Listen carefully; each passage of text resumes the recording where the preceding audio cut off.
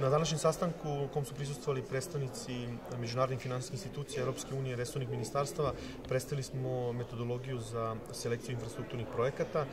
Suština metodologije je da upravo unapredi način selekcije infrastrukturnih projekata. Do sada smo se suočavali sa određenim teškoćama, kao što je da recimo izabere se jedan projekat, jedna regionalna deponija u jednoj opštini, a nije jasno zašto u toj opštini, a ne nekoj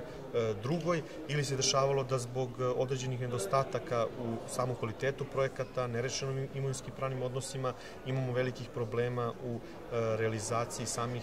infrastrukturnih projekata. Upravo ova metodologija treba da nam pomogne u fazi kada projekti treba da se odaberu, da razumemo njihovu spremnost, stratešku relevantnost i kapacitet onih institucija koji su nosioci tog projekta i da na osnovu svih tih kriterijuma utvrdimo koji projekti bi trebali da idu u dalju proceduru, što ili samu pripremu nedostajuće dokumentacije ili u samu realizaciju koliko su projekti u potpunosti spremni.